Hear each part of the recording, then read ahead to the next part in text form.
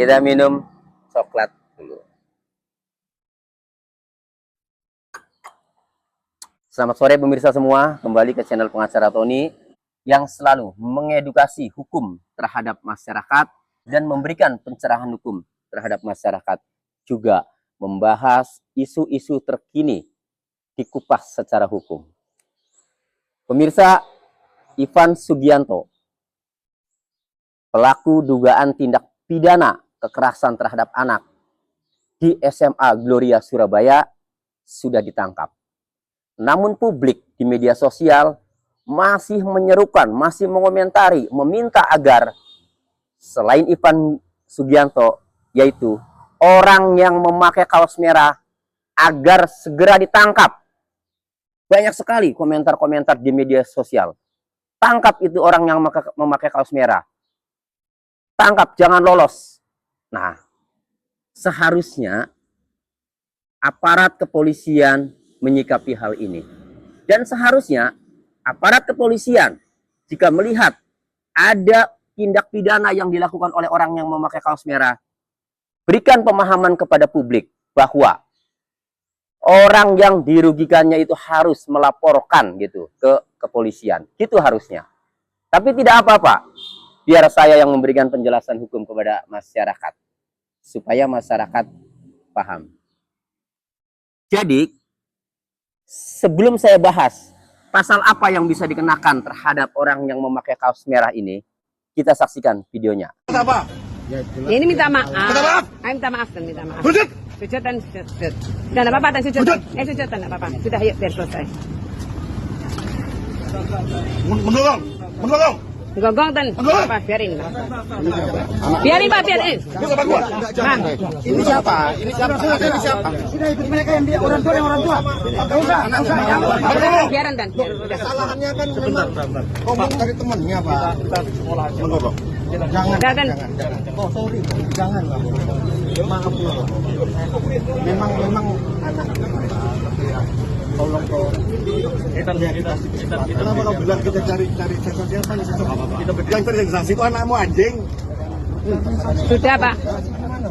Ini wilayah kami. Saya senatornya security di sini. Mohon tadi dia enggak masalah. Jangan berdiri. Jangan di sini. Ini wilayah kami. Sudah ayo. Jangan berdiri. Jangan di sini. Ini wilayah kami. Sudah ayo. Setelah kita saksikan videonya, ternyata orang yang memakai kaos merah yang bersama-sama dengan Ivan Sugianto dan rombongan ini, ternyata dia melakukan tindakan fisik, yaitu berupa melakukan tindakan kekerasan berupa memegang bahu dan mau mencekik leher korban orang tua EN. Kemudian ada yang memisah. Tindakan yang dilakukan oleh orang yang memakai kaos merah terhadap orang tua EN ini bisa dikategorikan sebagai tindak pidana yang dimaksud dalam pasal 335 ayat 1 KUHP tentang perbuatan tidak menyenangkan karena tidak mengakibatkan luka. Kalau mengakibatkan luka, maka beda lagi pasalnya, yaitu dikenakan pasal 351 KUHP tentang penganiayaan. Kita bedah pasal 335 ayat 1 KUHP. Diancam dengan pidana penjara paling lama 1 tahun atau denda paling banyak 4,5 juta rupiah.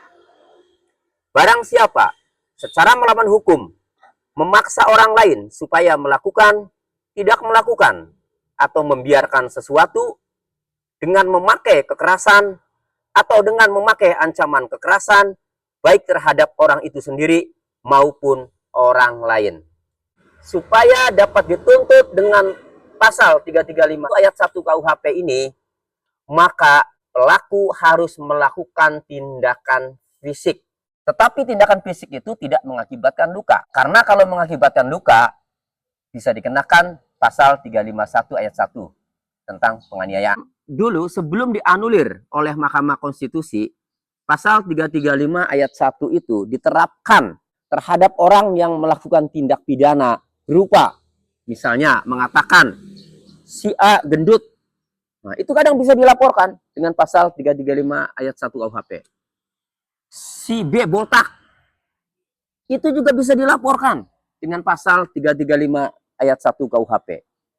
Tetapi setelah dianulir oleh Mahkamah Konstitusi, berdasarkan putusan Mahkamah Konstitusi, dirubahlah supaya dapat dituntut dengan pasal 335 ayat 1 KUHP mengenai perbuatan tidak menyenangkan, maka harus ada tindakan fisik terhadap korban. Namun, tindakan fisik yang dilakukan oleh pelaku tidak mengakibatkan luka.